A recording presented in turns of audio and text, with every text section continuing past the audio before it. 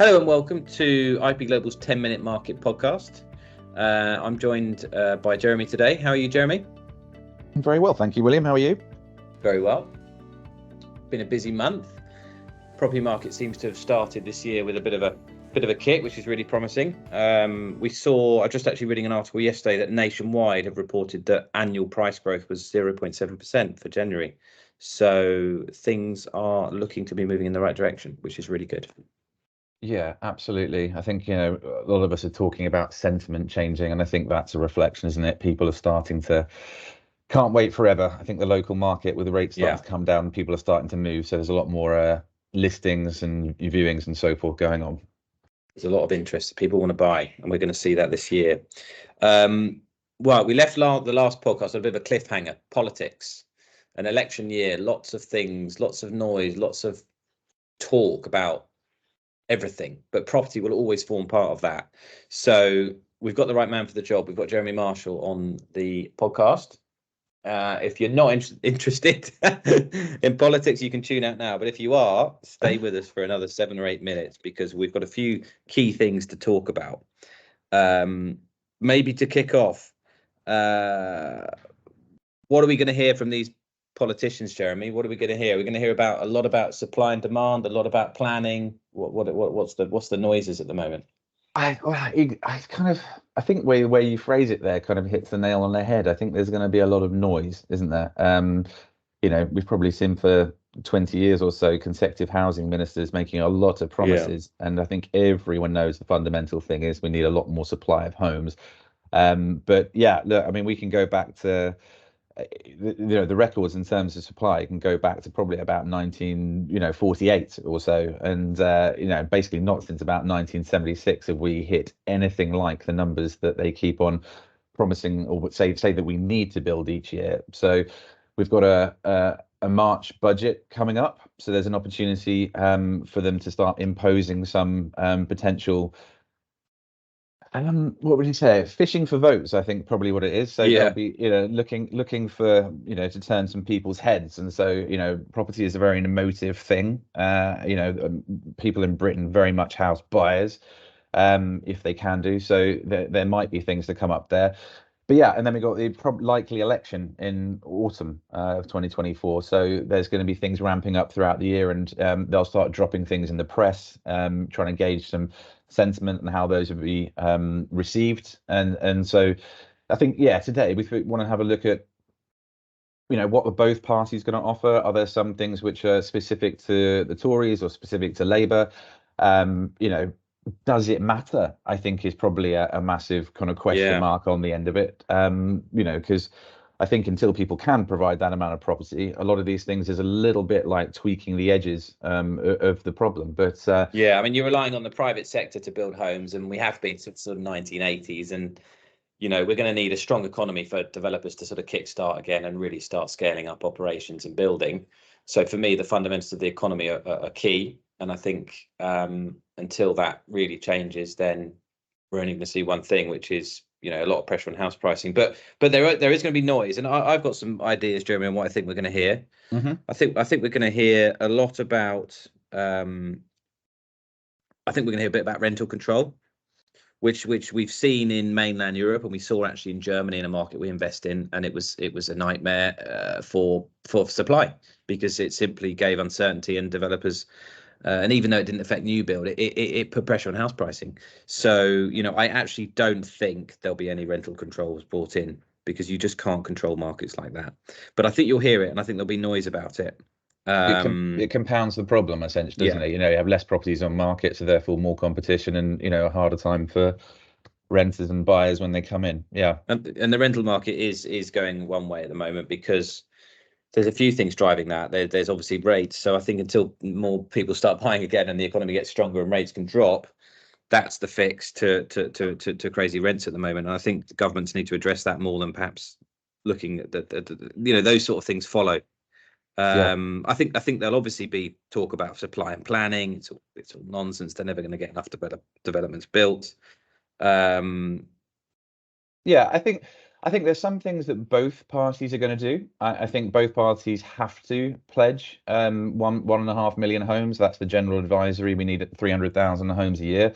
So they're both going to say 1.5 million over the next 5 years, which in my mind is profoundly unrealistic. Since what, 1983, I think there's only been 5 years, which is top 200,000 homes being delivered. And so, yeah, essentially the private sector is shown that it cannot produce that much. So unless the government comes in with, you know, a vast social housing project, which it seemingly doesn't have the budget for, then we're not going to get to those 300,000 home numbers. So the supply and demand issue isn't going anywhere. No, it isn't. It isn't. You could see things like, you know, go for the rich and the overseas investors and the expats, and you know, you could hear noise about an increased stamp duty on non-residents. Again, I don't think it'll happen. And even if it does, it won't make an effect. It didn't before. You know, 1% over an investment for 10 years when you're buying in the UK and the pound's good value and you're buying for security, it doesn't make a difference to your decision. It really doesn't. So you could hear things like that. There's been talk of bringing in qualifications into the industry. I mean, the industry is self-regulated. You've obviously got one of the main bodies, the RICS. You've got the National Association of Estate Agents. There's another one with the National Association of Valuers and Auctioneers, I think. So there is self-regulation, but there could be further noise about that. I haven't really looked into that in detail, Jeremy. Do you know much about what that could mean? It sounds very much like one of the Labour policies likely to come in. I think they're looking at potentially regulating the property management companies. I think there's a lot about building trust within that industry. Again, they want people to have a level of qualification, basically. Whether that's manageable realistically, we're yet to see, but I think that's something that people want to hear.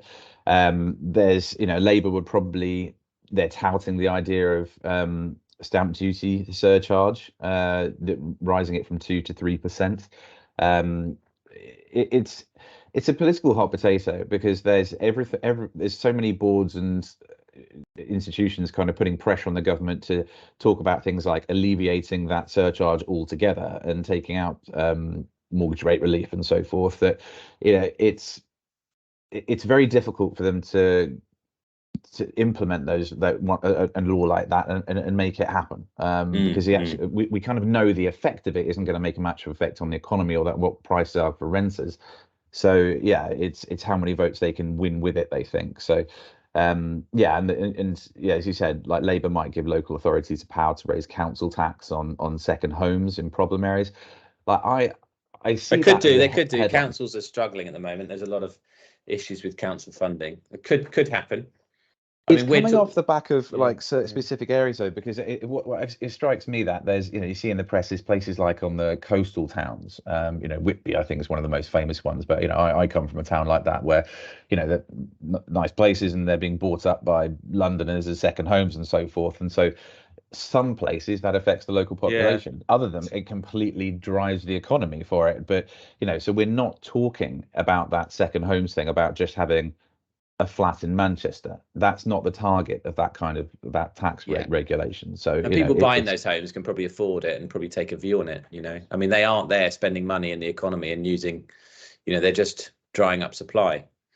So yeah, you sort of there is logic behind some of these things. But yeah, in terms of what's coming out for Conservatives, at the moment, I think they're testing the waters in market. I think they're dropping things in via, you know, some broadsheet newspapers like that.